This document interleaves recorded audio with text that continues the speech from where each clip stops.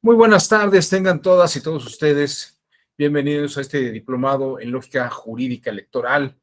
Mi nombre es Juan Abelardo Hernández Franco. El día de hoy en la moderación y soporte técnico me acompaña la licenciada Evelyn Tenorio Telles y el día de hoy vamos a continuar hablando sobre la lógica modal. El día de ayer estuvimos platicando sobre las inferencias en las condicionales, que es una de las formas que la lógica opera de una manera más ágil y más rápida. Hoy voy a hablar sobre otras formas lógicas y de hecho cuando hablamos de lógica modal, pues hablamos de los modos de hacer lógica y vamos a hablar de varios de estos modelos, eh, algunos de ellos, sobre todo qué línea trabajan, y me detendré en mostrarles eh, algunos de tantos de estos modelos. De hecho, me parece que haré una breve introducción con un video que quiero mostrarles, que servirá para ilustrar todo lo que vamos a platicar el día de hoy. Eh, Acá está.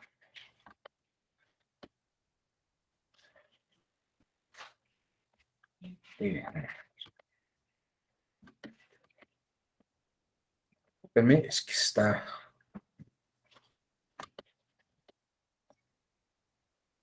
está tardando un poco en encender, en operar este.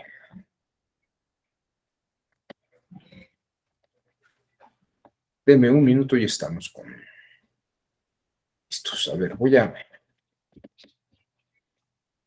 Así como la lógica.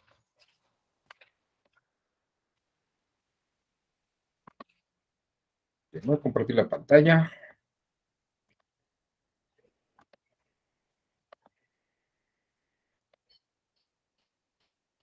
Así como la lógica fue ejerciendo cada vez más influencia sobre la filosofía, también aumentó el número de sistemas destinados a abordar diferentes áreas de investigación. La lógica extensiva fue creada para hacer afirmaciones sobre objetos, relaciones entre objetos y las relaciones en sí.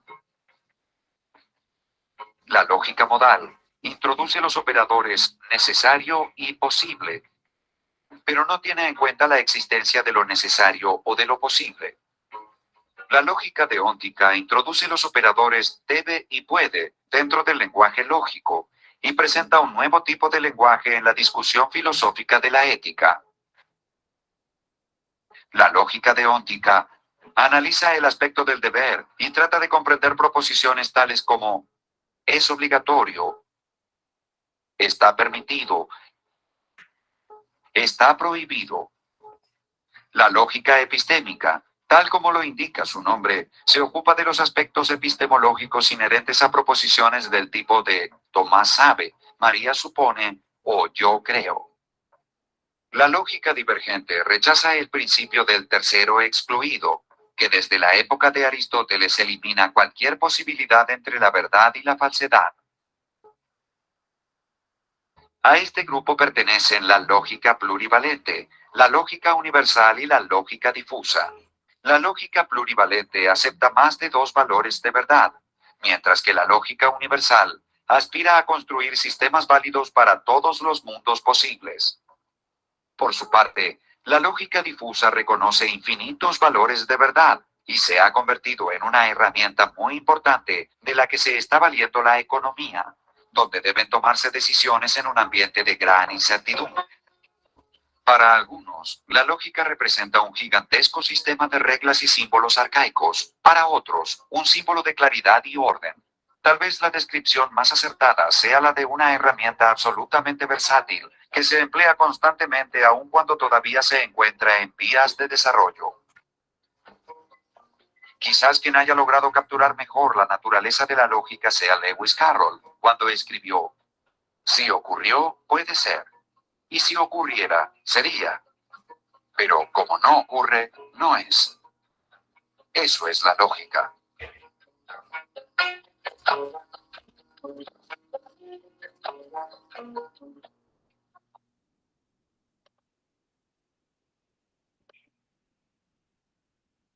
ahí tienen un buen ejemplo introductorio a lo que vamos a platicar el día de hoy.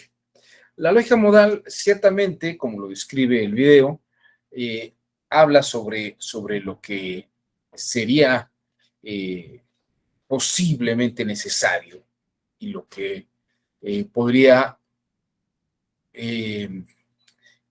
como lo traducirían del inglés al español, lo que tendrá que ocurrir. Pero en terminología general, piensen ustedes que en toda lógica tenemos un antecedente y un consecuente. Y no necesariamente el antecedente y consecuente funcionan como causa y efecto, o como que es distinto hablar de acción y reacción en términos de Newton, eh, o es diferente a decir que algo está implicado en algo, porque que algo esté implicado en algo no quiere decir que sea una consecuencia. O también cuando hablamos, por ejemplo, de la subsunción en materia jurídica, que hay normas que se subsumen a otras normas, pero no es porque sean consecuencia de ellas, ni porque estén condicionadas por ellas, sino porque se derivan o se infieren a partir de ellas. No es necesariamente la dirección que vimos con el planteamiento de la inferencia de condicional que vimos ayer. Nada más para que se den ustedes una idea de la variedad que puede haber en un razonamiento lógico. Cuando hablamos de causa y efecto, les digo que es distinto, hay un antecedente y un consecuente en la causa y el efecto. Por ejemplo, que la cera tenga un sello o una figura de un sello, es porque hubo una causa, el ejemplo es de Platón, en el que el sello imprime su imagen o su figura en la cera. Esta es la causa y este es el efecto. O dice el principio aristotélico, todo lo que se mueve está siendo movido por otro, ¿no? Por ejemplo, dice que las plantas se mueven porque el sol las está moviendo, ¿no? Las plantas se mueven hacia donde hay luz, entonces el que una planta busque la luz solar es consecuencia de que hay una causa que es la luz solar, y la planta crece en su efecto hacia donde puede haber luz solar y las raíces hacia donde hay agua. Esa es la idea de causa y efecto, que es muy distinto a una razón en la que pensamos en acción y reacción. Por ejemplo, diría Newton, aquí tengo un objeto que permanece estático, ¿no? Y el objeto permanece estático porque hay una fuerza que lo hace permanecer estático. Y puedo tener, la segunda ley, puedo tener un cuerpo que esté en movimiento permanente porque hay una fuerza que lo está moviendo permanentemente. La relación acción-reacción es que esta es una acción y esta es otra acción, la que está fija. Y es un poco la lógica de las bolas de billar. Esta va a permanecer en movimiento hasta que no haya una acción, otra acción, que la haga detenerse y cambie su acción. Y esta va a permanecer quieta hasta que no haya otro objeto que la mueva y haga que su acción tenga otra forma de acción. Por eso se dice que, fíjense ustedes, esta es una acción, esta es otra acción. Cuando esta acción golpea con esta acción, que era una acción, reacciona y se queda quieta. Y esta que estaba quieta, que era una acción, reacciona a esta acción y se empieza a mover. Ahí está. Es como las bolas de billar. Esto es lo que se llama acción-reacción, que es muy diferente a causa y efecto. El efecto es una consecuencia de la causa. Esto es lo que marca la diferencia entre la física aristotélica, que es causa-efecto, y la física de Newton, que es acción-reacción.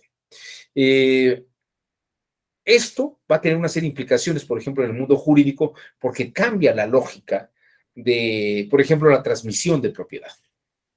la lógica de la transmisión de propiedad, en donde, si ustedes recuerdan sus clases de derecho romano, cuando yo, propietario de una cosa, quiero transmitir la propiedad, en realidad la transmisión es un abandono de las cosas. Yo, por ejemplo, por decirles algo que será bueno, no sé. Bien, aquí tengo un trofeo. Aquí tengo un trofeo. Es un trofeo de mi esposa. Cuando yo iba a darle a alguien el trofeo, yo dejaba el trofeo en un lugar, ¿no? Lo dejaba allí y hacía una fórmula por la que yo decía que dejaba de tener el objeto para que alguien más lo tomara, o para que lo tomara la otra persona a la que le debo algo. Y la otra persona hacía una formulación y tomaba el objeto y se lo apropiaba. Los romanistas de algún modo decían que era una especie de abandono de la cosa para que el otro se apropiara delante del que la estaba abandonando. En cambio, y esto es como una causa-efecto, yo soy la causa, yo, el pater familia, soy la causa de todo lo que pueda hacer este objeto como efecto, y en el momento que yo lo abandono, dejo de ser la causa sobre este objeto. Pero pensemos en el caso de un esclavo, ¿no? O de un animal. El animal hace lo que yo quiero que haga, ¿no? El esclavo hace lo que yo quiero que haga. Lo puedo ordeñar, la puedo mandar pastar, puedo utilizar el cuero. Yo soy el que decide, yo soy la causa que decide qué efectos tendrá el objeto. En cambio, y por eso lo abandono, y en cambio, cuando llega Newton, Montesquieu, que era un gran lector de Newton, si ustedes leen El espíritu de las leyes, la primera parte del espíritu de las leyes, la introducción, Montesquieu quiere como explicar el derecho bajo una lógica de Newton. Lo que pasa con Montesquieu pasa con John Locke en la filosofía y con Adam Smith en la economía, ¿no? Pero a final de cuentas, y aquí es donde cambia un poco la idea, la transmisión de propiedad es que yo soy la acción de propietario y el que está sin la propiedad tiene la acción de no ser propietario. Cuando yo le transmito la propiedad, la acción de ser propietario reacciona y ya no soy propietario, y el propietario que era no propietario, el no propietario, que era una acción de no ser propietario, reacciona y ahora es propietario. Si a ustedes les interesa este tema, hay un libro editado en Fondo de Cultura Económica que se llama Acción y Reacción. Acción y Reacción, donde explican estas cosas a detalle, precisamente esta diferencia. Starovensky es el autor, Starovensky. Es un librito rojo pequeño, en breviarios del Fondo de Cultura, un librazo, una maravilla de libro, porque explica muy bien cómo pasamos de la causa y el efecto a la acción-reacción. Y obviamente estas son formas lógicas, son dos formas lógicas distintas que impactan en nuestro mundo jurídico. El derecho cambia de una forma a otra, ¿no? Hay instituciones jurídicas que se van alterando y modificando en razón de la nueva lógica que se va aplicando al derecho. Si ustedes llegan a leer a Carneluti, el proceso judicial de Carneluti señala que el demandante acciona al juez mediante una demanda y el juez reacciona a la demanda que está haciendo el demandante y el juez va a accionar al demandado y este va a reaccionar ante el juez, ¿no? Ella utiliza una terminología mucho más moderna que no existe en el derecho romano. En el derecho romano no existe esta idea de acción-reacción, porque pues no conocían a Newton, ¿no? Son estas cosas que tenemos que entender y ver por qué las fórmulas jurídicas se van modificando, se van alternando y van cambiando de idea, ¿no? Con el paso del tiempo. Ahora bien, si va quedando esta idea clara, pues me gustaría mostrarles también otra cosa que platicamos el día de ayer, que, bueno, de ayer o de antier, que estaba platicándoles que la lógica es un lenguaje de control por el que nuestra mente formaliza y trata de verificar que nuestras ideas, que nuestras ideas, eh, que nuestras ideas queden claras y estén organizadas y sustentadas de una manera ordenada, ¿no? O de una manera vinculatoria e inferenciada y que sea coherente y también congruente. Esta sería la idea de por qué utilizamos un lenguaje. Ahora bien, permítanme ustedes compartir esta imagen.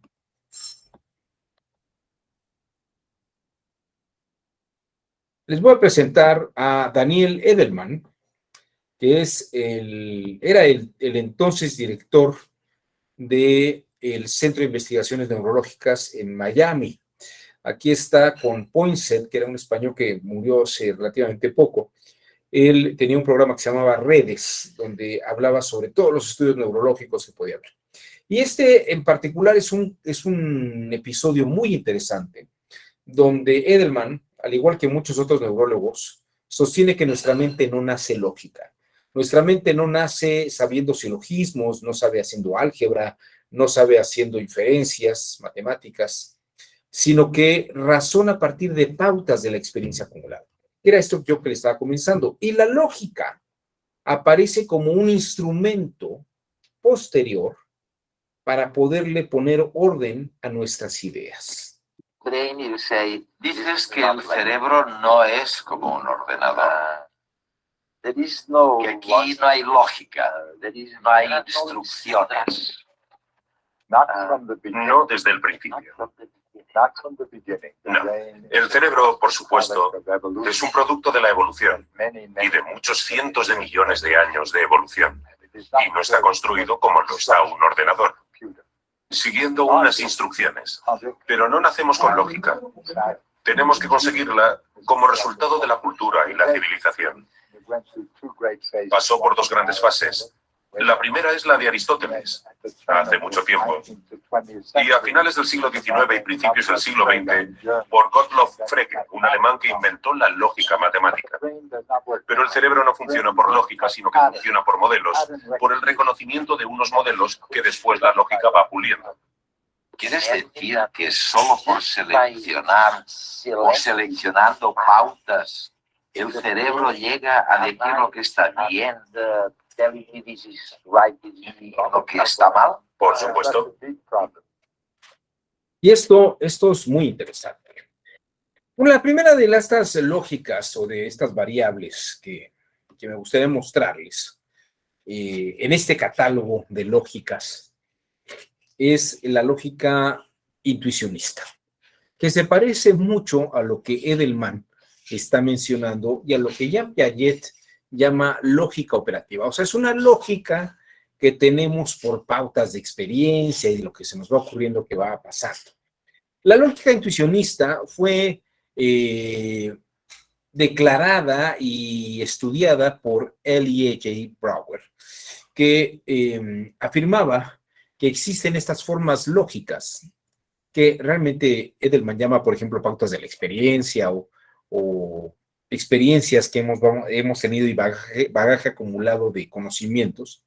Dice, existen esas otras formas lógicas distintas a las matemáticas, por las que nuestro cerebro de pronto ve que hay unas cosas que funcionan de una manera y otras de otra, aunque no las puede representar matemáticamente.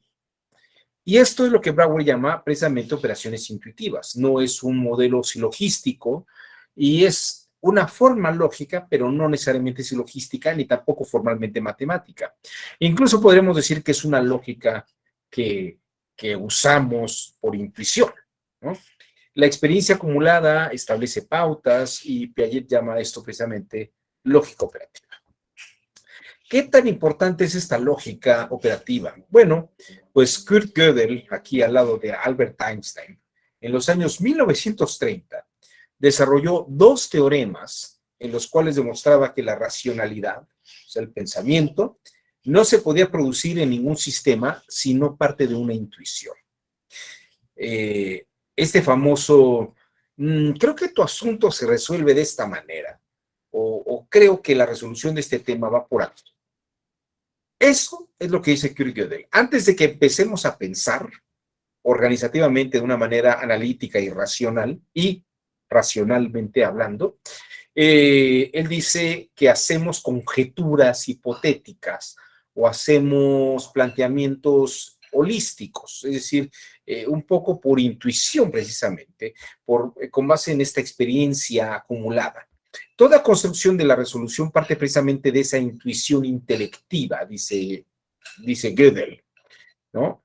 Y es producto de la experiencia acumulada en el operador jurisdiccional. Esto no lo dice Gödel, pero esto lo digo yo por analogía a lo que podría pertenecer. William James, este filósofo, psicólogo de la corriente del pragmatismo norteamericano del principio del siglo XX, que influye mucho en el juez Oliver Wendell Holmes, dice que a partir de esta forma lógica, intuitiva, diríamos, él no lee a Brouwer, pero coincide muy bien en esa línea, hace afirmaciones verosímiles, un poco lo que platicábamos ayer. A veces, por nuestra experiencia acumulada, afirmamos que ciertas cosas tienen esta lógica, ¿no? Y tratamos de exponerla de alguna manera. Y es una forma verosímil o plausible en la que algo parece tener sentido y podría ser suficiente como para entender esto.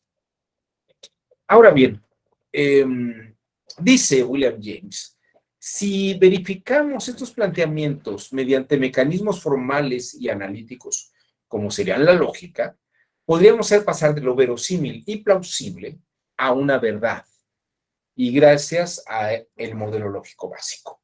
Por eso les decía que esta parte intuicionista no es que esté mal, ni es una falla, es más bien el principio de la operación lógica misma, porque es la que se va a encargar de dar esa primera hipótesis para revisar si nuestro pensamiento es válido o no, y va a dar pie a que se inicien todos estos procesos cognitivos básicos. La lógica, dice Jean Piaget, es una axiomática de la razón, es decir, es algo que va a ponerle principios de operación a la razón. Y la psicología es la inteligencia, la psicología de la inteligencia es una ciencia experimental. Él dice que estas lógicas intuitivas, esta lógica operativa de la que hablamos, es una especie de experiencia científica por descubrimiento, diríamos. Pero requerimos de la lógica para poderlo poner un poco de orden.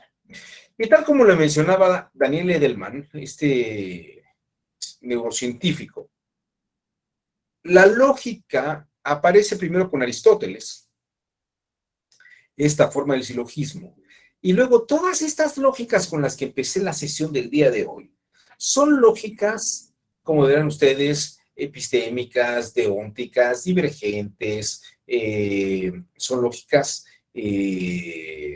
polivalentes, lógicas difusas. Todo esto, estas formas lógicas, se derivan de la nueva lógica que establece Gottlob Frege, el señor que vieron ustedes hace un instante. Él es el padre de la lógica analítica contemporánea. Estas formas que vimos ahora, bueno, que vimos la sesión de ayer, por ejemplo, es una forma de representación de lógica analítica contemporánea. Hay un profesor, por ejemplo, en el ITAM, mi estimado Jorge Serdio, que le encanta hacer formalizaciones matemáticas de todos los asuntos jurídicos. Parece que con eso puede verificar matemáticamente o expresar matemáticamente en una lógica matemática lo que está ocurriendo en el mundo jurídico, y parece que con eso puede verificar estas cosas. También en esta misma línea, aquí es interesante porque hay un par de autores, entre ellos está Alfred Tarski, que es un filósofo polaco, que dice que toda verdad matemática, toda verdad formal, toda verdad analítica, tiene que verificarse en la realidad. Fíjese que esto es muy interesante, y tal vez es algo que Joel estaba comentando el día de ayer. Me parece que es muy interesante, porque aunque la lógica parece que tiene un orden y esto sí es muy importante, la lógica nos ayuda a tener un orden. Aquí está también Hilbert, que también dice exactamente lo mismo. ¿Qué es lo que dice? Que las lógicas analíticas pueden tener una coherencia, pero les hace falta ver si esa lógica de coherencia encaja con la realidad. Entonces aquí estamos en el proceso al revés. O sea, la lógica, la intuición comienza siendo lo que va a desarrollar la lógica analítica. Pero también por el otro lado dicen tanto Hilbert como Tarski, pero no solamente eso. Una vez que lo razonaste y que a lo mejor lo ordenaste bien, verifica que esto que estás diciendo que lógicamente existe o que es así, ve si es pertinente en la realidad, ve si es congruente, ve si la adecuación efectivamente con la realidad. A ver si esto que estamos pensando debería ocurrir en la realidad. Entonces, como verán ustedes, saltamos de la intuición psicológica a un rigor matemático para tener una verdad. Pero Hilbert y Tarski lo plantean al revés. Y aunque yo tenga un modelo matemático o un modelo analítico o un razonamiento analítico muy bueno, también ve, y fíjese lo que voy a decir ahora, porque esto es muy importante, si el contexto sociocultural, la estructura socioeconómica de los participantes, la perspectiva de género de algunos integrantes, haría pertinente este razonamiento. Esto que le estoy diciendo, este planteamiento de Tarski y de Hilbert, me parece muy relevante. Y les voy a decir por qué. Porque se piensa tal vez que un ordenador y una computadora puede hacer razonamientos y operaciones al alto vacío. De hecho, hay algunos autores como John Rawls que creen, afirman y sostienen que el derecho podría responder a las preguntas con los principios en abstracto en general, sin tomar en cuenta necesariamente las particularidades de los participantes. John Rawls, y casi diría Ronald Dworkin, muy cerca de él, creen que el derecho puede analizarse de una manera formal, pero faltaría esa adecuación material tal vez. Ronald Dworkin la concede. John Rawls no termina de decirlo claramente en una teoría de la justicia. Pero fíjense, aquí el asunto es este. Podríamos tener un gran razonamiento abstracto lógico, pero hay que ver por intuición si funciona en la realidad. Es decir, la lógica operativa, esta lógica intuitiva, tiene que operar simultáneamente con esta lógica analítica y tiene que retroalimentarse mutuamente. Hubo una época en el siglo XIX, aquí por ejemplo tienen ustedes a George Boole, el padre de la lógica booleana y del cálculo booleano, ¿no? Él tiene un texto que se llamó Una investigación sobre las leyes del pensamiento. Y en este libro, donde habla sobre las leyes del pensamiento, dice Boole que todo nuestro razonamiento puede expresarse de una manera algebraica. Pero a ver, aquí hay algo que quiero que se precise y que tal vez es donde se pueden dar una confusión con George Boole. El que yo pueda hacer una operación algebraica, formalizar en una operación algebraica mis pensamientos, es muy distinto a decir que yo pienso algebraicamente.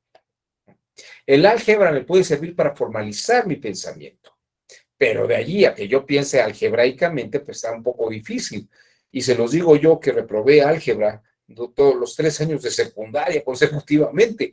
Si yo hubiera sabido álgebra intuitivamente en mi pensamiento, seguramente habría pasado con 10 todos los ejercicios de álgebra. Pero precisamente lo que dice Boole a mí no me hace sentido, porque precisamente yo no pienso algebraicamente, ¿no? A lo mejor ustedes sí, yo tengo algún defecto cognitivo de nacimiento, pero a lo que voy con esto es que Boole tal vez confunde a la luna con el dedo que apunta a la luna, ¿no? Esto Esto solamente para señalar esta parte. La mente visualiza, puede analizar con detalle asuntos que el oído puede percibir de manera confusa. Fíjense esta expresión.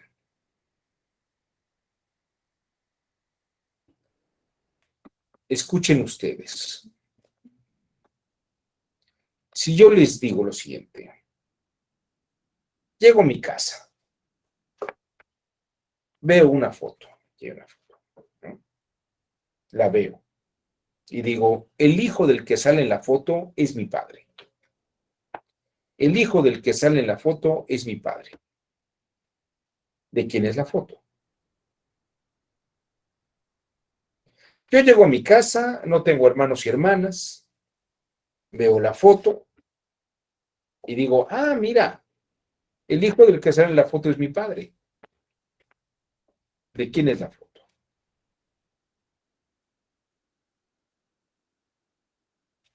A ver, aquí en el chat. Aline dice el abuelo. A ver, ¿alguna otra propuesta? El hijo del que sale en la foto es mi padre.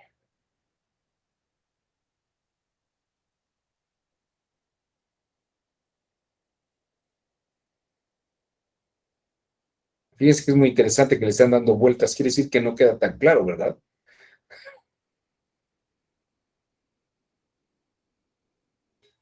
Es él mismo, dice Sujei. Fíjate que esa es una, Javier dice, soy yo. Esa Sujei y Javier son respuestas muy comunes. Mariana Guadalupe dice del abuelo. O sea, ya tenemos dos del abuelo, una que soy yo, bueno, otra que es el mismo quien yo o el abuelo, o el papá, el padre. El hijo, a ver, se lo repito, yo no tengo hermanos y hermanas. Llego a mi casa, veo una foto y digo, ah, mira, el hijo del que sale en la foto es mi abuelo. Perdón, el hijo del que sale en la foto es mi padre. El hijo del que sale en la foto es mi padre.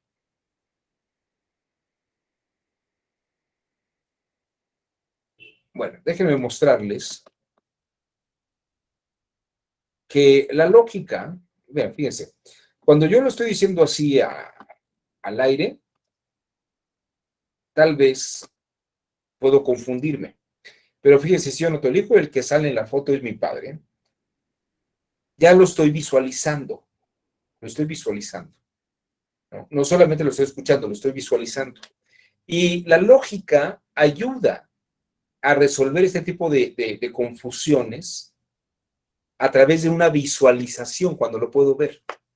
Y fíjense, si yo cambio de voz activa a voz pasiva, puedo comenzar al revés. Digo, mi padre, como si fuera Yoda. Mi padre es, aquí está el verbo, mi padre es el hijo del que sale en la foto, el hijo del que sale en la foto. Si mi padre es el hijo, el que sale en la foto efectivamente es mi abuelo. El que sale en la foto efectivamente es mi abuela, ¿no?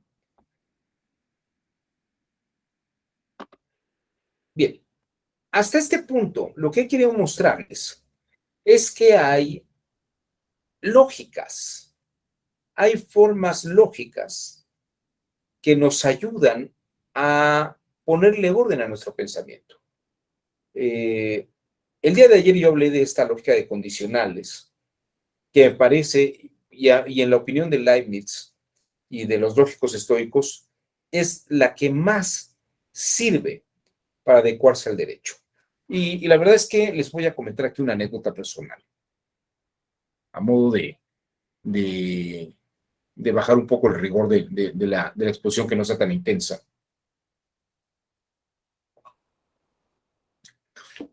Tal ustedes no lo saben, pero pues les puedo platicar un poco y por qué me metí en este tema. Porque llevo prácticamente 30 años metido en el tema de la lógica jurídica. Cuando yo estudié, yo estudié como primera carrera la carrera de filosofía, en la época en que Carpizo era rector de la UNAM. Y terminé yo mis estudios de filosofía, una carrera de 4 años, y me metí a estudiar Derecho. Y en aquel entonces el director de la Facultad de Derecho de la Universidad Panamericana, que era donde estaba yo estudiando Derecho, me dijo, tú estudiaste filosofía y llevaste 4 semestres de lógica, 2 años de pura lógica.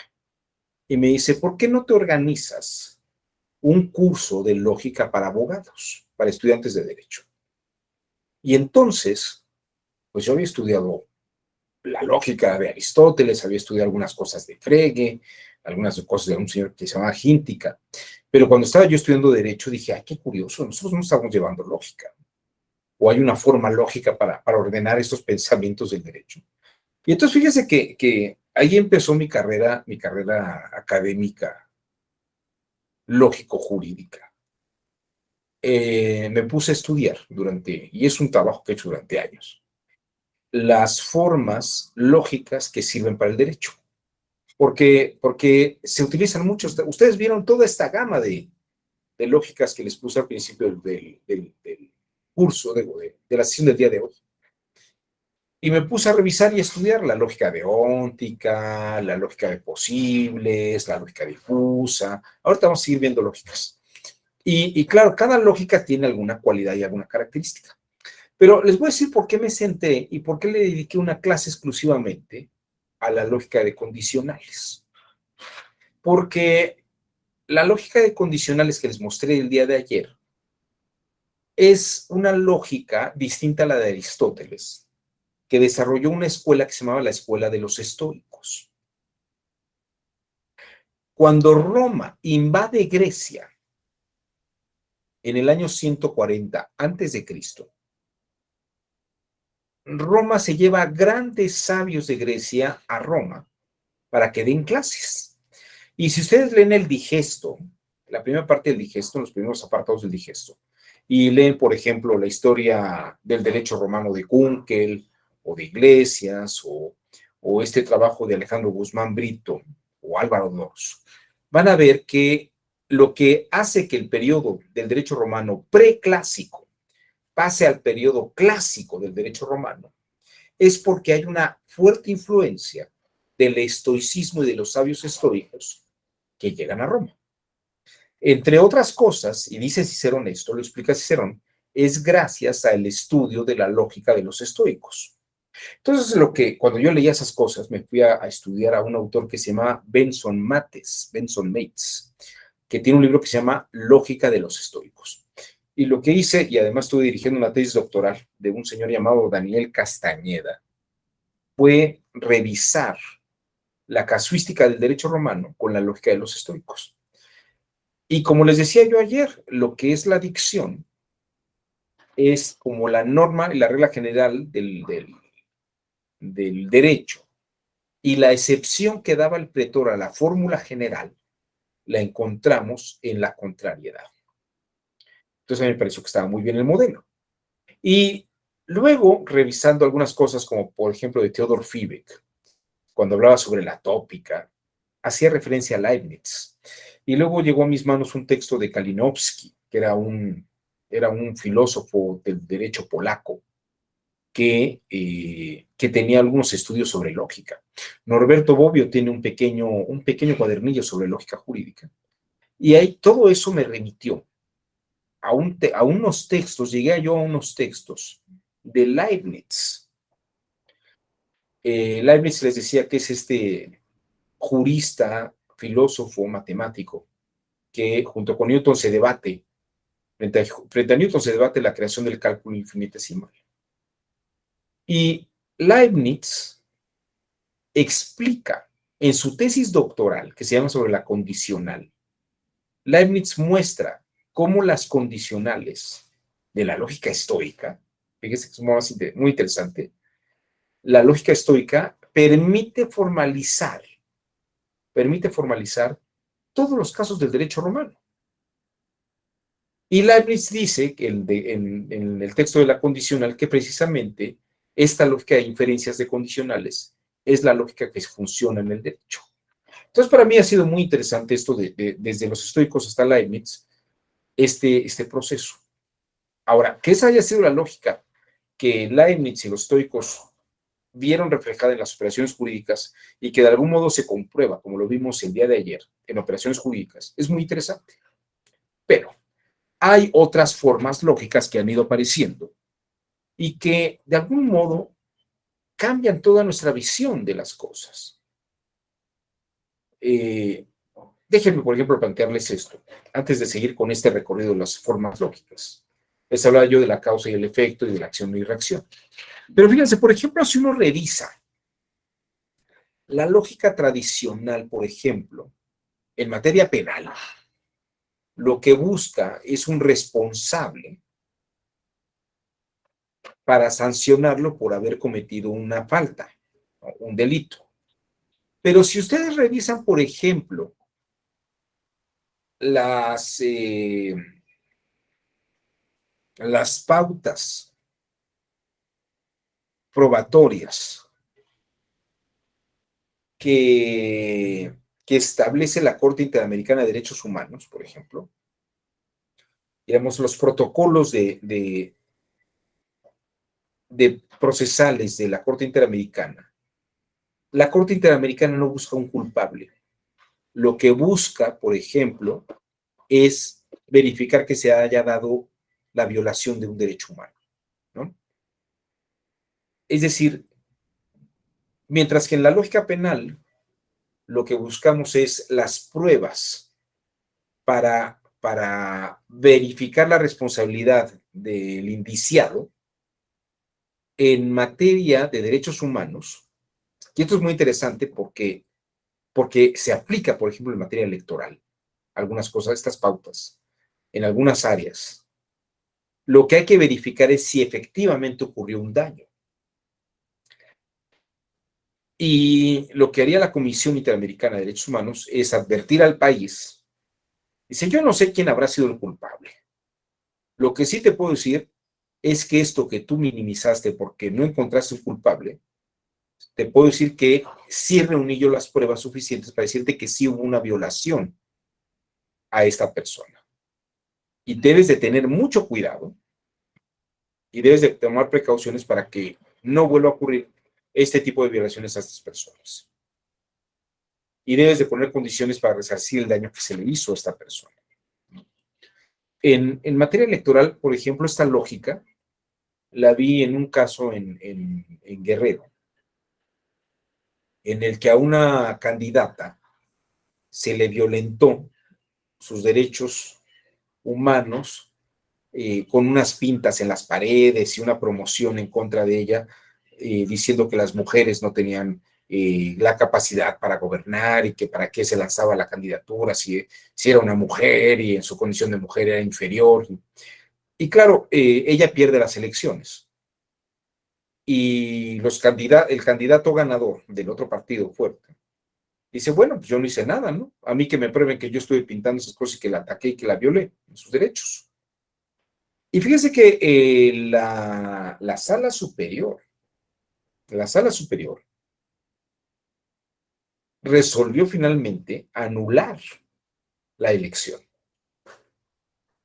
Y le dijeron, ¿por qué? A ver, demuéstrame que yo fui el que provocó esas pintas y toda esa propaganda en contra de la candidata.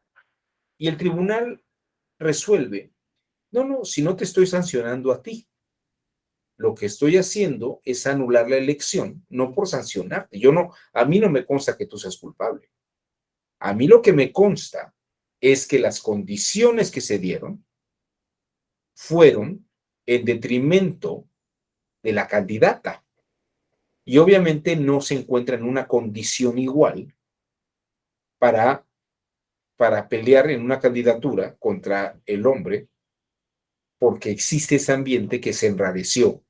Es un ambiente enrarecido por las pintas.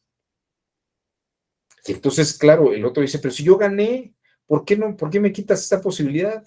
Demuéstrame que yo fui el culpable. Y entonces sí, pero no me quites mi triunfo porque ella tuvo menos condiciones, ¿no? Y eso es lo que quiero que vean, es otra lógica. Es otra lógica. No es para culpar a alguien, es para que las personas que han sido víctimas puedan establecer y operar condiciones comunes en igualdad de condiciones. Esa es otra forma lógica. Entonces, claro, lo que les podría decir que en 30 años he visto es que hay razonamientos diversos y se pueden resolver las cosas de diversa manera. También lo que les puedo decir es que estas formas de resolver de manera diversa pueden justificarse por medio de modelos lógicos, varios. Aquí Joel dice, qué interesante razonamiento y conclusión en el ejemplo. Gracias. Muchas gracias a ti, Joel. Es un caso, miren, si quieren, si me permites, déjame mostrarlo. Déjenme mostrárselos porque de hecho preparé una sesión sobre ese asunto. Yo creo que puede ser muy ilustrativo para que vean ustedes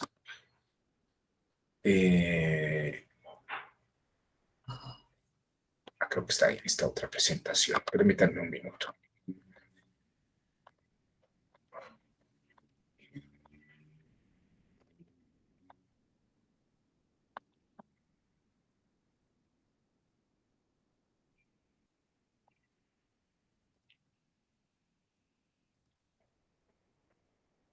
Acá está.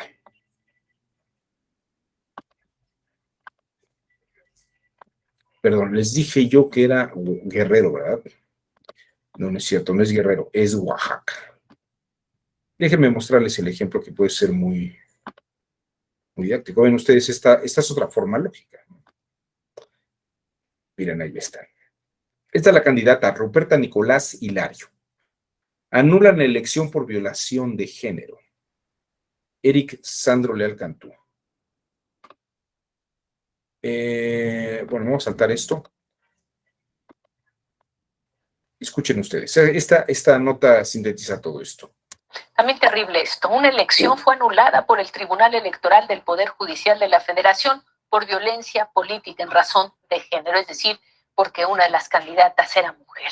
Fue la elección municipal de Iliatenco, en Guerrero, pero lo increíble es que tiene que reponerse el procedimiento porque fue anulado, y para que la mujer agraviada pueda competir nuevamente, le tiene que pedir permiso a un consejo de hombres. Así las cosas.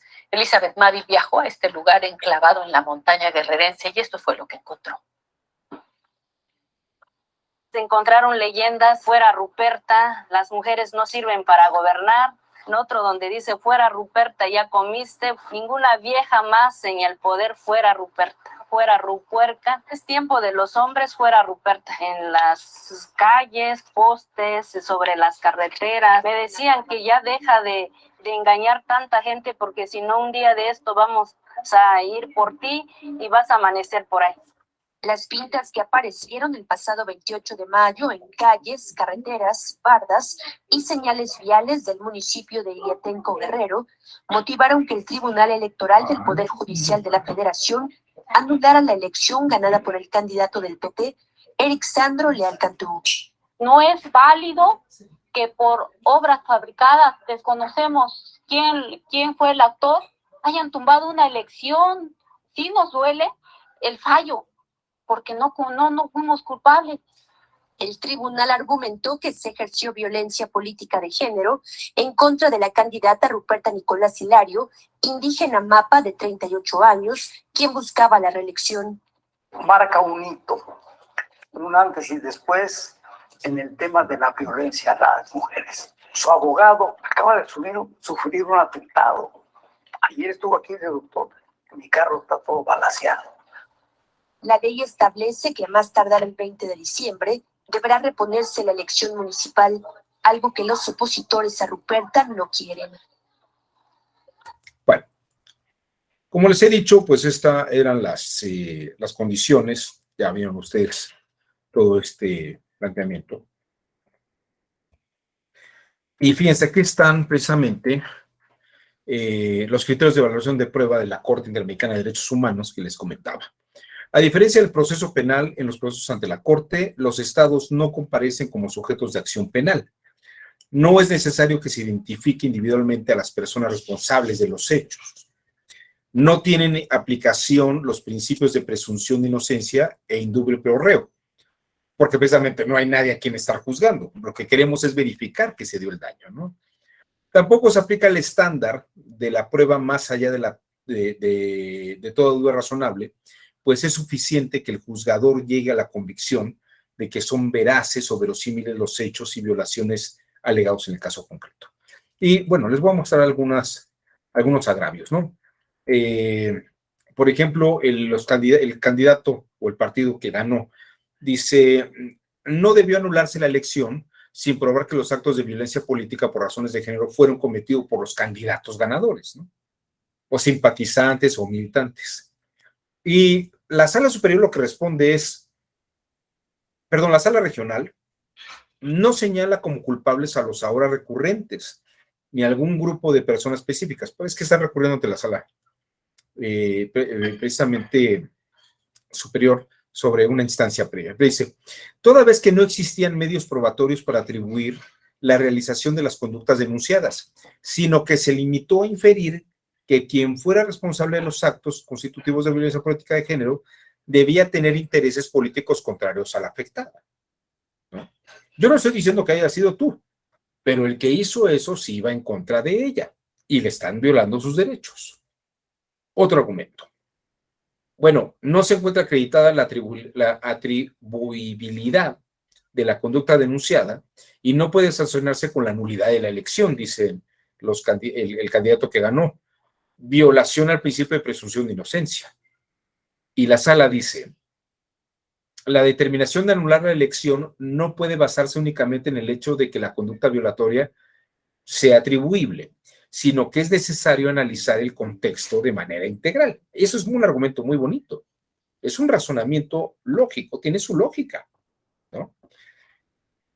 Lo que se busca con la nulidad de la elección no es castigar a los recurrentes, dice la sala, quitándoles el triunfo obtenido. Si bien la revocación es una consecuencia jurídica inevitable, lo que no implica que se les esté sancionando o atribuyendo la comisión de actos de violencia.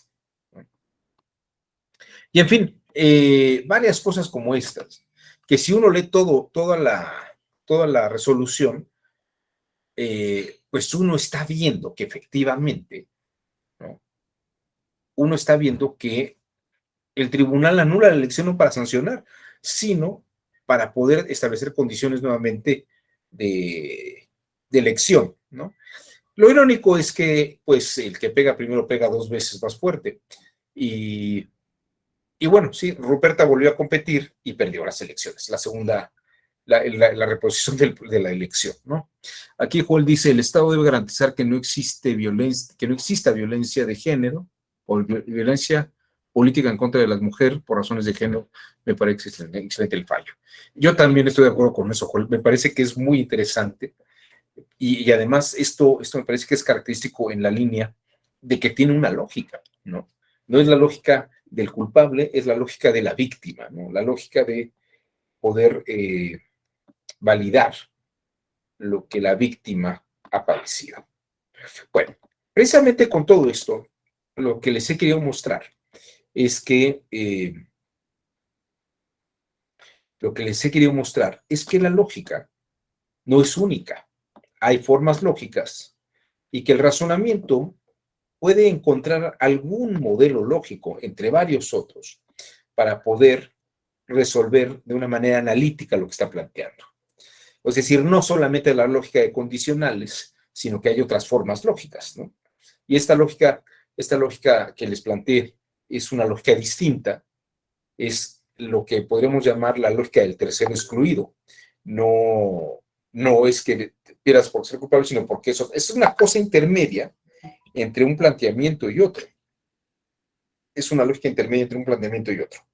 Y esto podría llevar a precisamente a estas formas de planteamiento o de pensamiento. ¿De dónde viene la palabra lógica? Esto no sé si se los habrán dicho en todo el curso, pero creo que es un buen momento para decirlo. La palabra lógica viene del griego lego, ¿no? Es una palabra que significa recoger, reunir, juntar o contar. Yo no sé si ustedes conocen este juego que se llama Lego, precisamente, que en su nombre mismo lleva lo que es el germen del razonamiento lógico.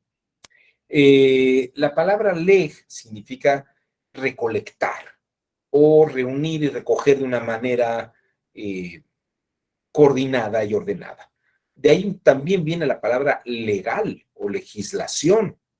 Leg es que lo que está reunido debe tener un orden.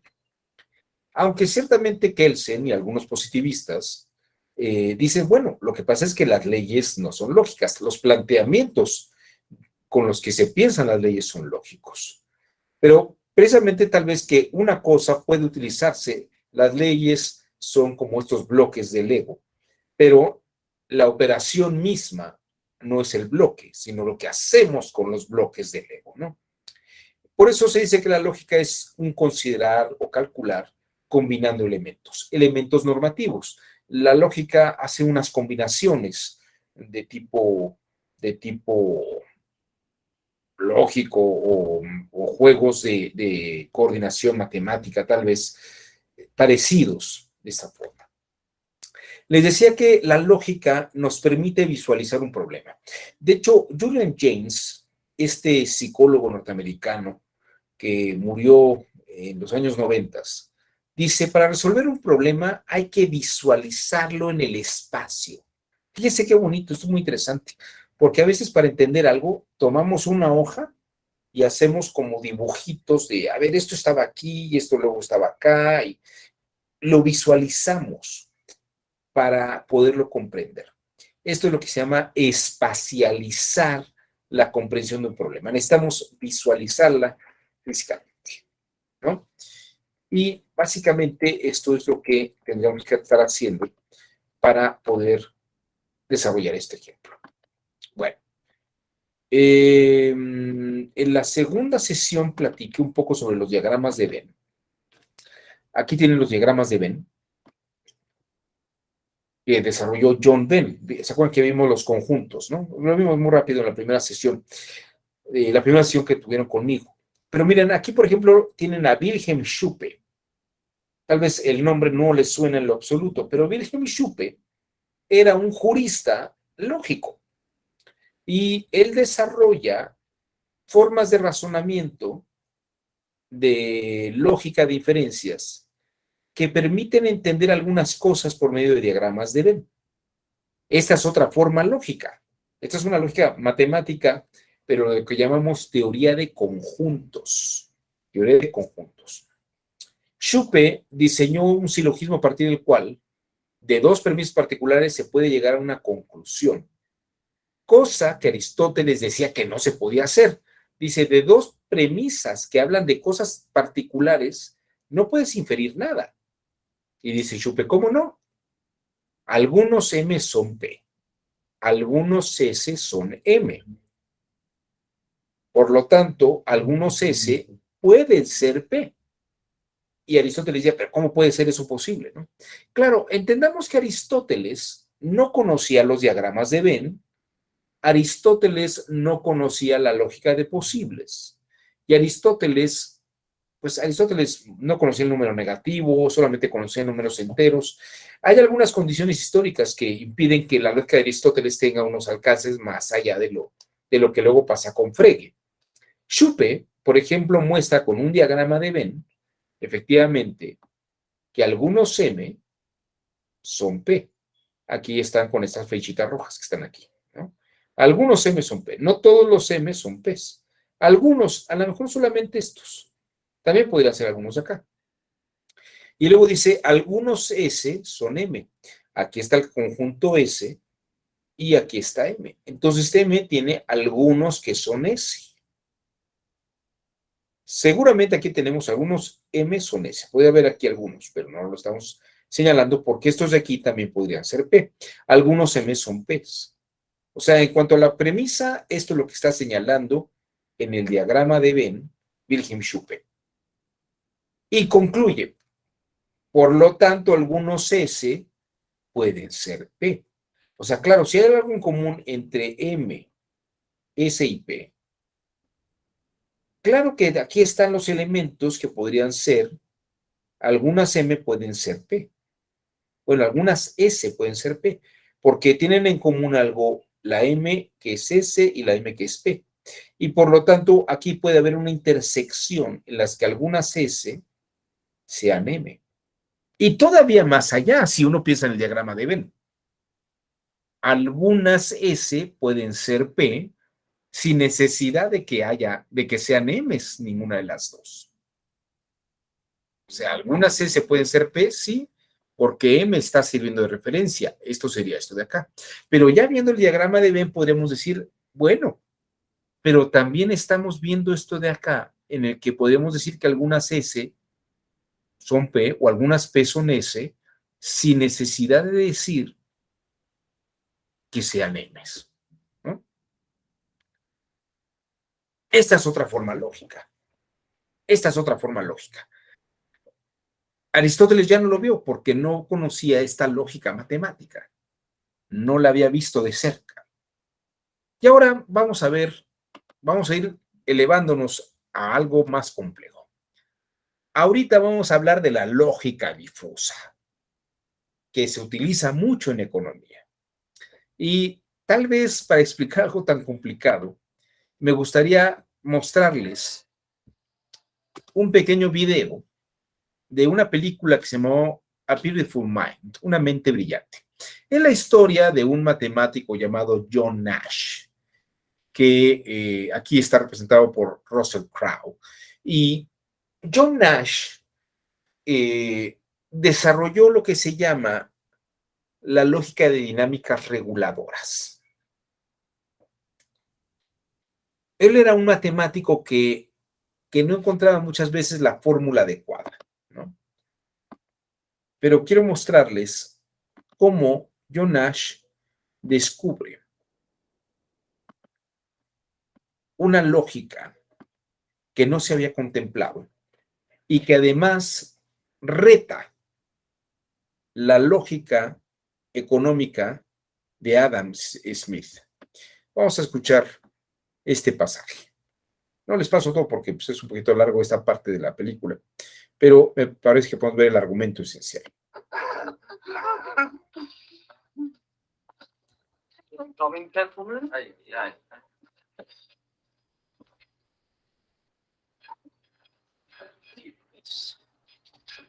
Can I ask? You might want to stop shuffling your papers for 5 seconds. I'll buy you gentlemen beer. Oh, we're not here for beer, my friend. Oh. It's just moving in slow motion. Does she want a large wedding cake? Should we say swords, gentlemen? Pistols at dawn. Have you remembered nothing? Recall the lessons of Adam Smith, father of modern economics. In competition, individual ambition serves the common good. Exactly. Every man for himself, gentlemen. Yeah, and those who strike out are stuck with their friends. Strike out. You can lead a blonde to water, but you can't make a drink. I don't think he said All that. right, nobody move. Just looking over here. Look at Nash. All right, he may have the upper hand now. We wait until he opens his mouth. Do the last time.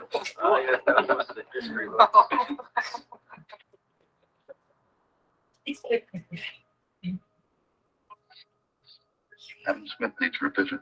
What are you talking about? We'll go for the blonde. We like each other.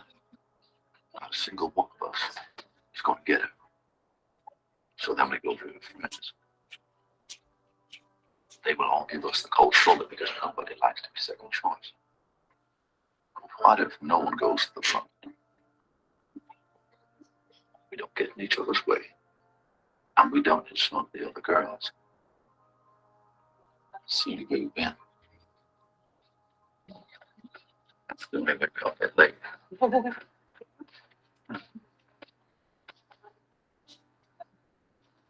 Adam Smith said, the best result comes from everyone in the group doing what's best for himself, right? That's what he said. That's right. Incomplete. Okay. Because the best result comes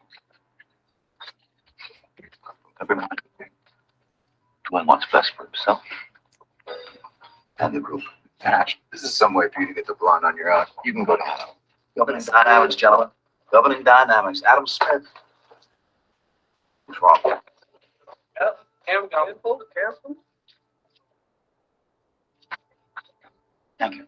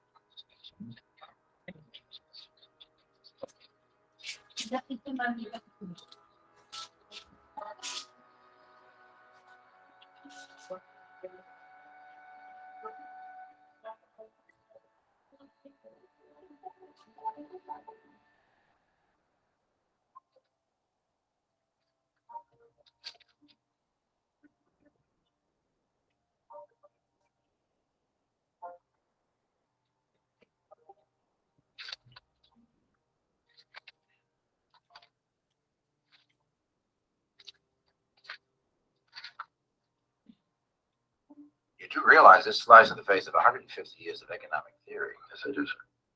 That's rather presumptuous, don't you think? Yes, sir.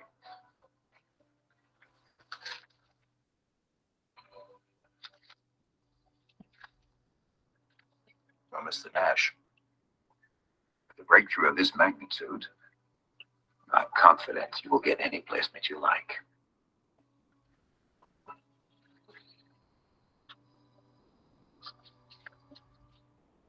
Fíjense que es interesantísimo esto porque pueden ver lo que sería una lógica que violenta el principio de tercero excluido. Es decir, una cosa es o no es, ¿no? Que era la lógica de Adam Smith. Cada quien ve por lo suyo, o ganas o pierdes. Era esta lógica de estás embarazado o no estás embarazada. No hay tintas medias, no hay medias tintas, diríamos. O no hay algo que medie o algo que vaya en medio.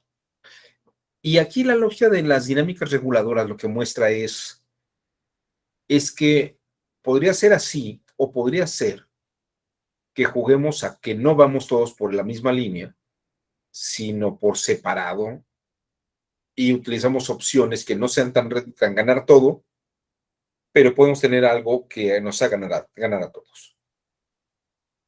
Entonces no es un juego de suma cero en el que o ganas o pierdes, sino que no gano todo para que todos ganemos. ¿Sí? Esto es muy interesante, porque la lógica era ganas o pierdes. Y aquí es no gano todo, pero hago que todos ganemos. ¿No? O no perdemos lo más importante, pero ganamos todos. Y esa es una lógica de visión, de negociación. Es como en el campo del derecho, o puedes llegar tal vez a una negociación o a un acuerdo que pudiera permitir no un daño, pero sí una condición en la que todas las partes pudieran tener un beneficio, ¿no? Incluso les diría, tal vez el haber anulado la elección limpia en una segunda elección la imagen del candidato ganador en cuanto que, bueno, ya me anularon una elección para que la otra candidata estuviera en condiciones parejas. Y si en la segunda de todos modos yo gané, pues es como más legítimo aquello, ¿no? Y de algún modo, pues se resarcen el daño para poder dar a la candidata la condición de poder competir en condiciones menos desfavorables. John Nash está representado aquí por Russell Crowe, pero miren, esto es una cosa que es muy rara de poder encontrar. Les quiero presentar al verdadero John Nash, un fragmento muy corto para que lo vean cómo es.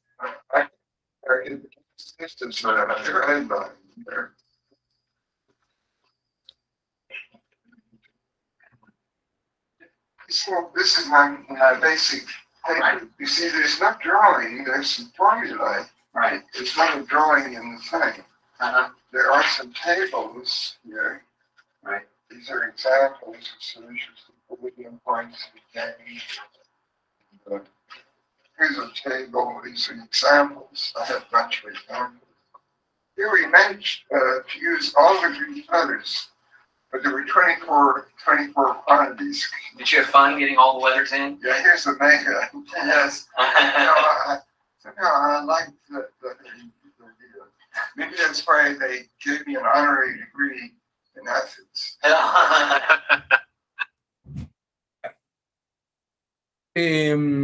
Hay muchas formas de pensar estas formas lógicas.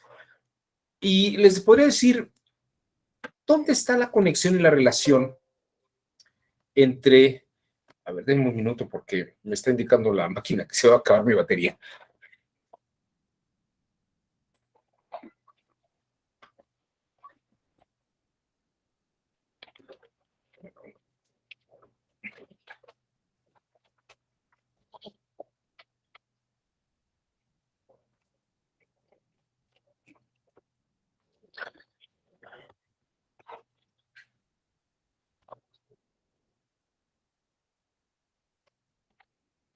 Una vez que hemos salvado la batería, podemos regresar. Miren, déjenme comentarles esto, creo que es muy importante y relevante. Euclides desarrolló todo un modelo geométrico y un modelo de razonamiento lógico matemático, que luego Aristóteles tomará, porque Aristóteles funciona en una lógica del todo y las partes. El silogismo funciona en forma de todo y partes, géneros y especies. Y lo que hace Euclides en la matemática, Dionisio de Tracia lo hace en su gramática. ¿Por qué podemos hacer lógica de una manera analítica? Porque Dionisio de Tracia establece el lenguaje con sujetos, verbos y predicados, que es como si habláramos de puntos, líneas y superficies. Y lo que se puede inferir de un sujeto que realiza una acción y tiene una consecuencia, ¿no? O un complemento de la acción que se está realizando por un sujeto, es igual a establecer que hay algo que ocurre, o que hay alguien que realiza una acción para que ocurra algo. Y por lo tanto se puede establecer una lógica de inferencias en esa medida y en eso que es posible. Aquí está el texto de Leibniz sobre las condicionales, que esto es lo que vimos ayer, y bueno, solamente aquí quería terminar con esto. Y la sesión del día de hoy la quiero terminar. Entonces me queda un tiempo, sí, me queda muy bien. Quiero presentarles, si ustedes vieron, había este señor John Nash, estaba con un librito que era Teoría de Juegos. Quiero presentarles a John von Neumann. John von Neumann, ahorita les voy a explicar un poco de él, es el creador de la teoría de juegos. Este señor, como verán ustedes, era un personaje que se hablaba de tú con los grandes matemáticos como Albert Einstein.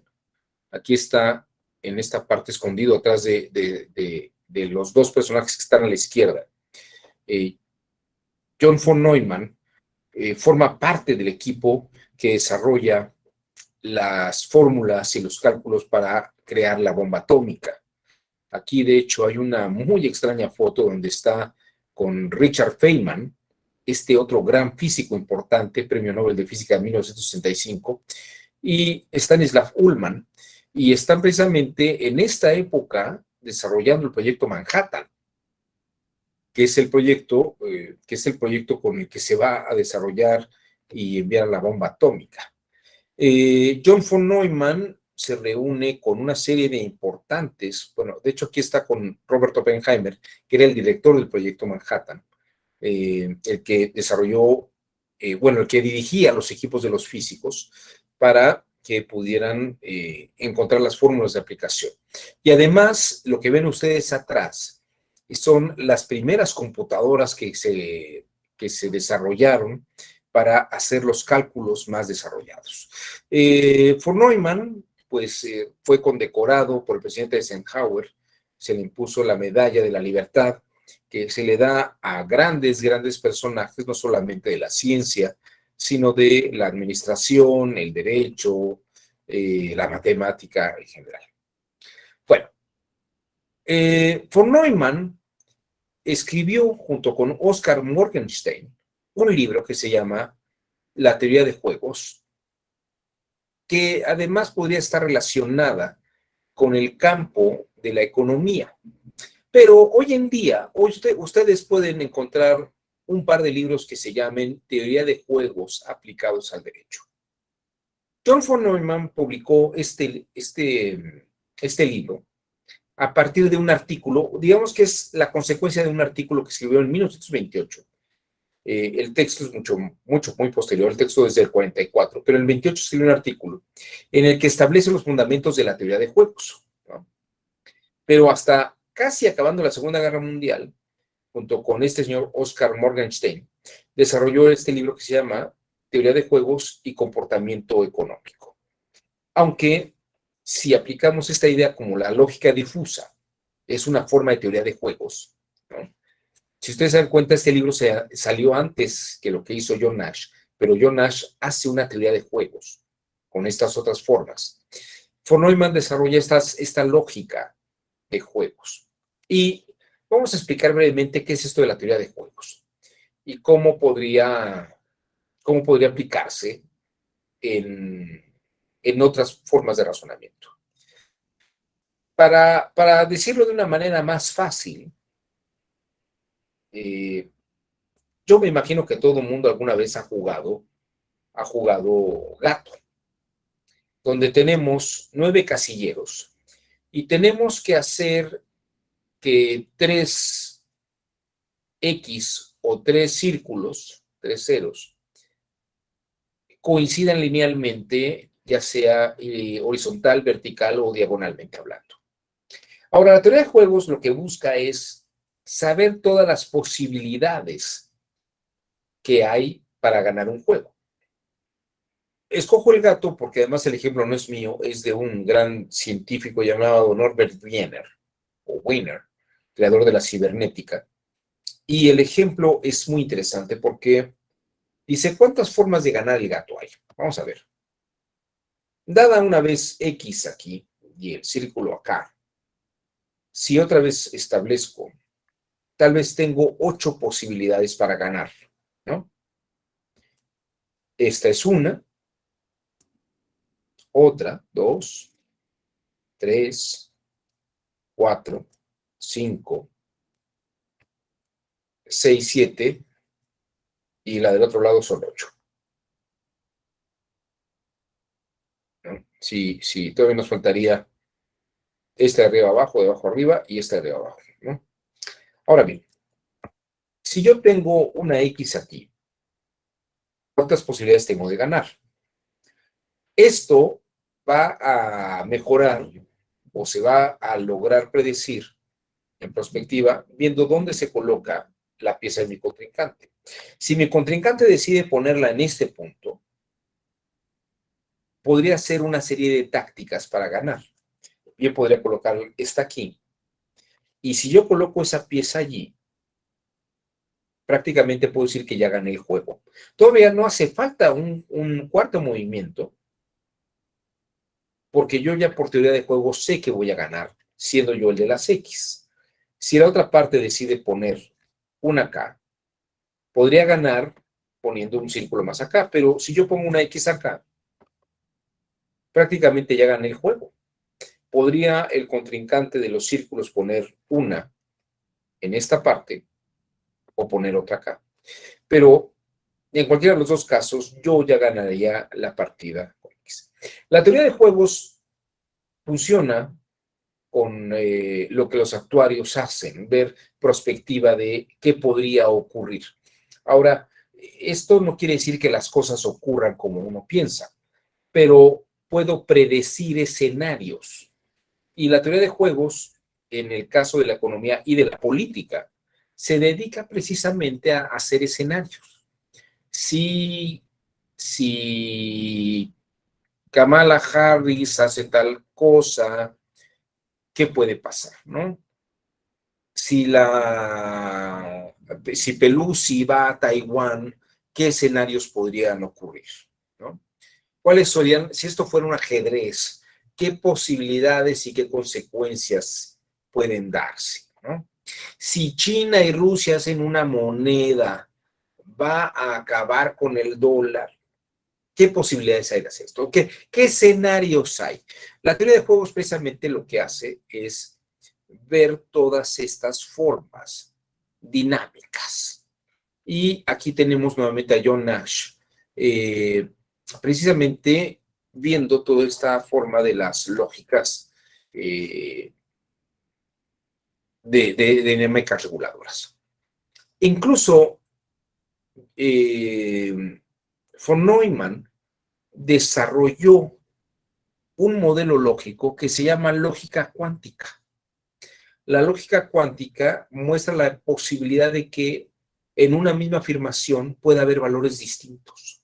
Fíjense que vimos cómo la lógica puede considerar el tercero excluido, pero además también la lógica puede darnos dos posibilidades correctas simultáneamente, que las partes de un asunto jurídico, las dos tengan razón.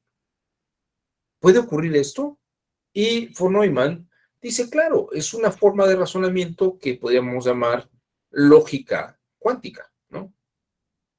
Es cierto que el demandante realizó tal cosa, pero no por ello está obligado a pagar lo debido, ¿no?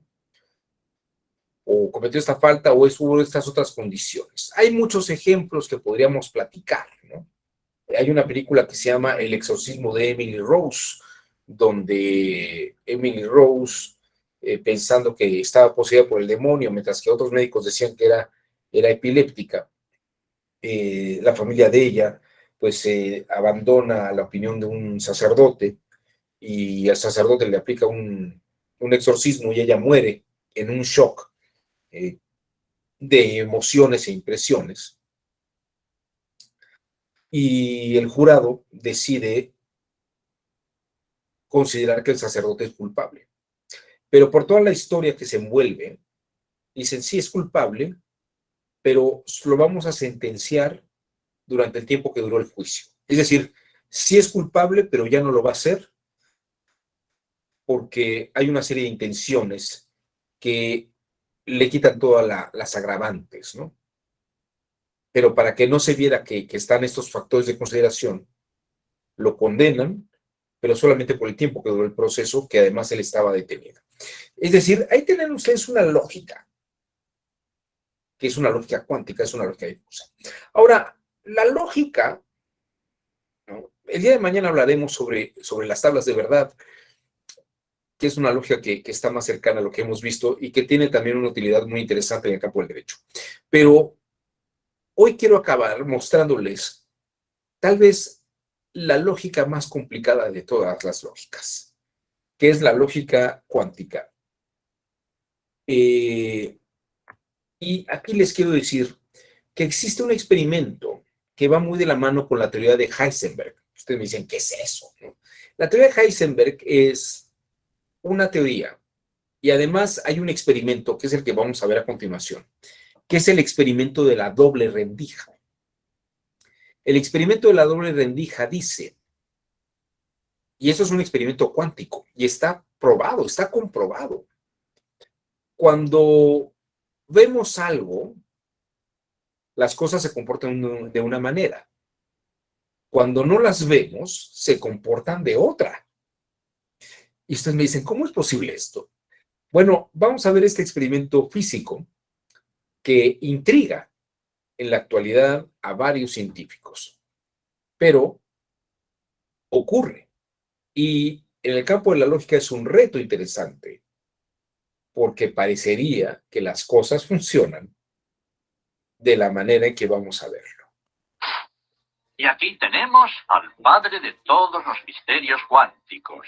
El experimento de la doble ranura, que tiene muy mala fama. Para entender este experimento, primero tenemos que ver cómo actúan las partículas o las bolitas de masa. Si disparamos al azar un objeto pequeño, canicas, por ejemplo, hacia la pantalla, vemos reflejado un patrón en la pared de detrás en la que han rebotado tras pasar por la ranura. Y ahora, si añadimos una segunda ranura, lo lógico es esperar ver una segunda franja en la pared de detrás. Ahora, probemos con ondas. Las ondas alcanzan la ranura, se propagan y llegan a la pared de detrás, donde tienen mayor intensidad justo enfrente de la ranura. La franja de resplandor demuestra precisamente esa mayor intensidad. Es un efecto similar al de la franja que dibujan las canicas, pero cuando añadimos la segunda ranura, ocurre algo distinto. Si la parte superior de una onda choca con la inferior de otra, se eliminan entre ellas. De esta forma, en la pared obtenemos un patrón de interferencias. Donde chocan las dos partes superiores hay más intensidad, las líneas resplandecientes, y donde se eliminan no hay nada. Así pues, cuando lanzamos algo, es decir, materia, a través de dos ranuras, obtenemos esto, dos franjas de golpes. Pero con ondas, el resultado es un patrón de interferencias con muchas franjas. Muy bien, de momento. Vamos a ponernos cuánticos. Un electrón es un pedacito minúsculo de materia, como una canica diminuta. Lancemos una ráfaga a través de una ranura. Se comportan como las canicas, solo una franja.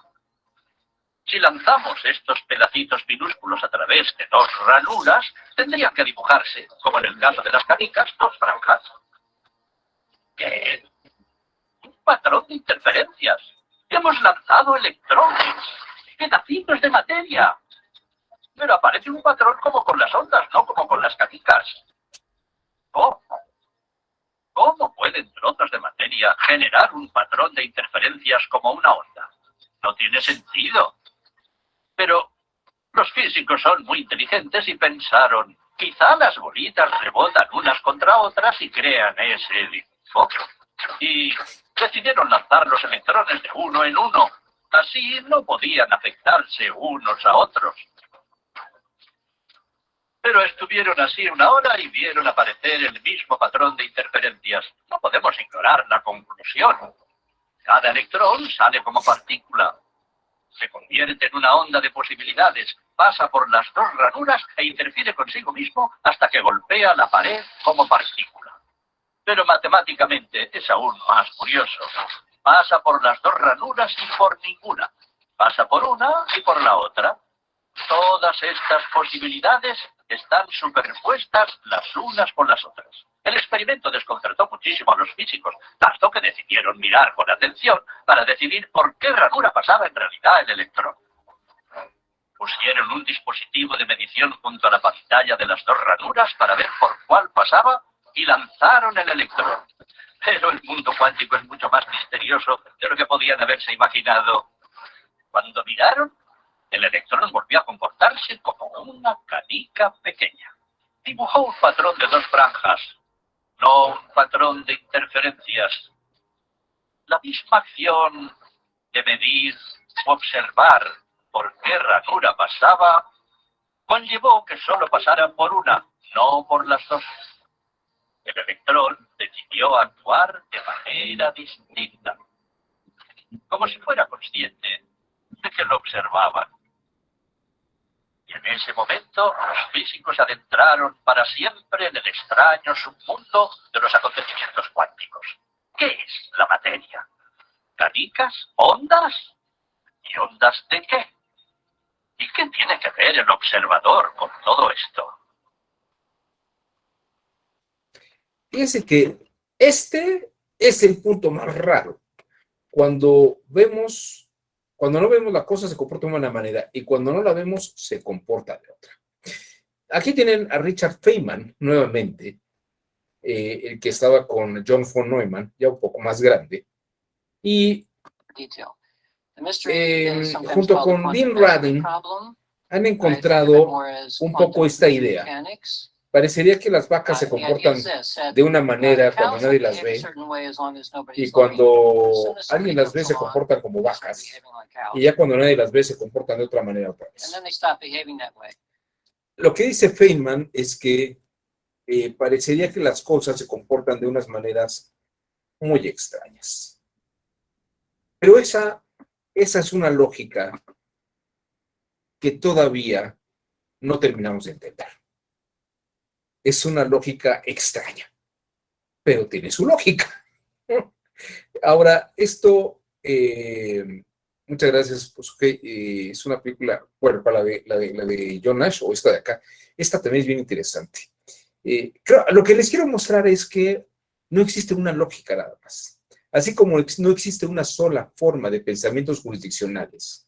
Los pensamientos jurídicos y jurisdiccionales pueden ser todos correctos, y todos se pueden justificar si encontramos la forma y el modelo lógico para hacerlo. Esto creo que es la gran lección de la lógica, que no existe una lógica jurídica, sino existen las lógicas al servicio del razonamiento jurídico para poder ayudarnos a justificar y entender la forma en que se plantea esto. Bueno, me quedan como 6, 7 minutos. Comentarios antes de que nos vayamos. Adelante, Suhey, te escuchamos. Hola, ¿qué tal? Buenas tardes a todos y a todas. Bueno, nada más como para comentar digamos, un recuerdo que se me vino a la mente, y esto lo recordé desde la imagen, la diapositiva que nos enseñaba, ¿no? Del significado de la palabra lógica, que nos comentaba venía de latín de la palabra lego. Y sí, definitivamente se me vino a la mente un capítulo, del cual realmente ahorita no me acuerdo qué número de capítulo es, de El Mundo de Sofía, el libro El Mundo de Sofía, donde empiezan a hablar justamente de cuál es el juguete más... bueno, la pregunta era enfocada a cuál es el juguete más maravilloso, ¿no? No recuerdo la palabra exacta, pero donde Demócrito, empiezan a hablar sobre la teoría de Demócrito, y bueno, él recuerdo que decía que el mejor juguete del mundo es el Lego, porque si tú le das un Lego a un niño, pues el niño puede crear diferentes cosas, diferentes, si quiere puede hacer un avión, puede hacer un barco, puede hacer un carrito, ¿no? Entonces yo lo asimilaba de una forma quizá como muy a mi manera, pero ahorita que estamos hablando, por ejemplo, de la cuestión lógica jurídica, pues me podría yo remontar un poco a que justamente las sentencias o las jurisprudencias o todos estos criterios que emanan del tribunal o de las salas regionales, pues también parten de muchas pequeñas cosas, o como lo veíamos hace un rato con el caso de Ruperta, ¿no? Que para llegar a una sentencia, a una decisión final, partieron de diferentes cosas, y que estas cosas también pueden ser tomadas de otros casos. O sea, como que pueden, ¿cómo explicarlo? Como que muchas veces, es que no encuentro la palabra correcta, pero decirlo así, como que reciclan. Es decir, como que se fijan en otros criterios que quizás ya existen y los vuelven a implementar aquí. Entonces, esta es la idea, ¿no? Bueno, es la idea que se me vino a la mente, porque digo, bueno, si un juguete Lego, que son varias piezas, las puedes volver a utilizar o las puedes enfocar en otro sentido para dar vida a otra cuestión, o dar vida a otro juguete, o dar vida a otro modelo que el niño o la niña o alguna persona puede crear, porque pues también estos son piezas para adultos, no únicamente a los niños, pero esa era la parte que quería comentar, y hace un momento con el video que nos mostraba, pues nuevamente se me vino a la mente esa parte, ese capítulo del libro que hasta la fecha no he podido terminar de leer, pero que igual se los recomiendo mucho. El Mundo de Sofía es definitivamente uno de los libros más amplios en cuestión filosófica, y pues bueno, ese era mi comentario. Definitivamente también agradecer la sesión de ayer, de hoy, de los días anteriores. No tuve el privilegio, porque lamentablemente tantas cosas se me olvidó conectarme a tiempo, pero bueno, agradecida con usted, maestro, y con los compañeros que siempre están participando y que de alguna forma hacen muy, muy interesante la sesión. Muchas gracias.